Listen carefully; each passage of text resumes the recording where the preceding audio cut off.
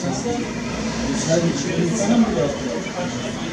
Sadece sınırında sınır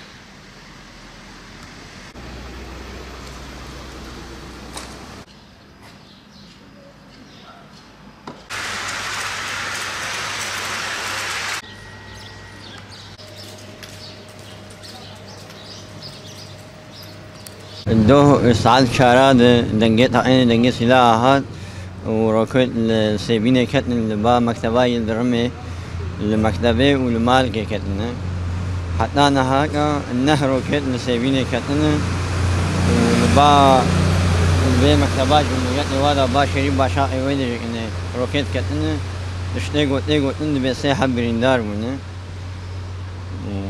دنجت يعني دنجت سلاح زعبتي ملت زعبتنا درجين ملت إيرو بيسرو ذاتنا نعيش إنه أصناف حمر ونشدين ولو يعني خدا حضورك يتشيك إن شاء الله خدا شبيد يوم سبيني نراز أنا كس نراز هر كس دبي ديري خوا زارو كمام حمو ترسيان براستي وكسي شغلنا كس شغلنا جت كان أبد كان حمو هجان وخدا الصبر والسلامة بدي خدا تعالى حضورك يتشيك نابو متى محمد را Dün zaten herhalde saat 2 gibi internetler kesilmişti.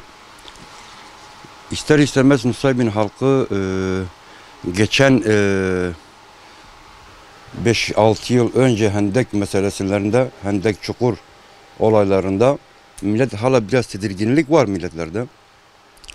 Tam millet kendini Nusaybin halkı olarak biraz kendi tam toparlandığı esnada bu Suriye meselesi çıktığı zaman da ister istemez millete biraz tedirginlik olmaya başladı. Ama bir yandan da her şeyin inşallah güzel olmasını diliyoruz Allah'tan. Ne diyelim yani ister istemez millet tedirgindir. Dün akşam da olaylar yani yaklaşık bir 20-25'e yakın roket geldi Nusaybin'e. Bunlardan yaklaşık hemen hemen 5-6 tanesi 7 tanesi duyduğumuz yani milletin dediklerine göre isabet ettiler bir evlere. Çok şükür ölen falan yok.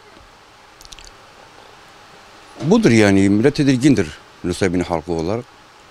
İnşallah Allah'tan dileğimiz en kısa zamanda yani bu olayların durmasını ve bitmesini istiyoruz.